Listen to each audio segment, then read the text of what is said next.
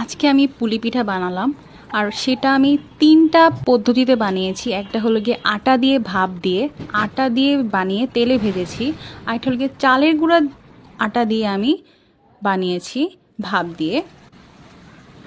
তিনটা পদ্ধতি আমি এখানে আপনাদের দেখিয়েছি, আপনারা যেভাবে ইচ্ছা সেভাবে উপভোগ করতে পারেন।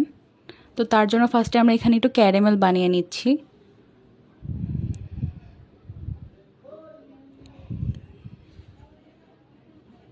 এখানে এলাচি, দারচিনি সব অ্যাড করব।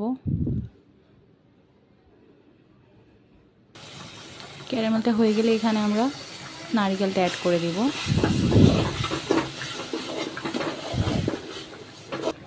নারকেলটা ভালো মতো মিক্স করে নেব। তারপর আমার একটু মিষ্টি কম মনে হয়েছিল, তাই আমি চিনি অ্যাড করেছি। তারপরে এখানে আমরা ওইটা উঠিয়ে রেখে আরেকটা পাতিলে একটু পানি বসিয়ে ওইটার মধ্যে লবণ দিয়ে চালের গুঁড়া দিয়ে আমরা ভালো মতো ডোটা করে নিব।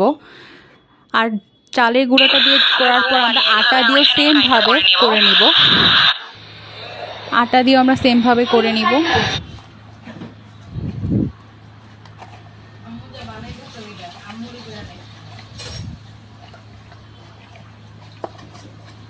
এভাবে আমরা ডো বানিয়ে ছোট ছোট লেচি কেটে এগুলো বেলে এটার ভিতরে হলো গিয়ে আমরা পুর দিয়ে তারপর আমরা আমাদের পিঠাগুলো বানিয়ে নিব।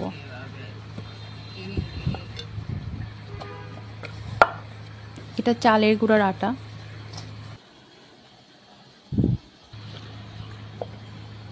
চালের আটা রুটিটা যেভাবে বানায় সেভাবে বানিয়ে ওইটার মাঝখানে আমরা পুর দিয়ে সিল করে ভালো মতো ভাপে দিয়ে দিব।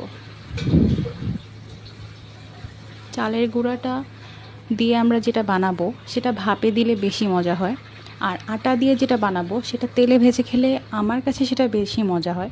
এখন আপনারা সেটা ভাপে দিয়েও খেতে পারেন।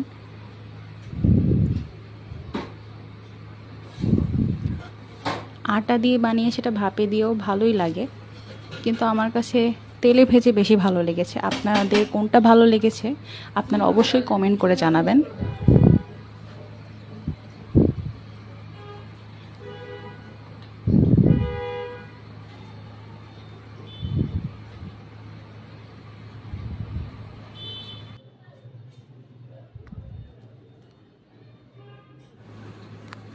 এটা হলো গিয়ে আটাটা।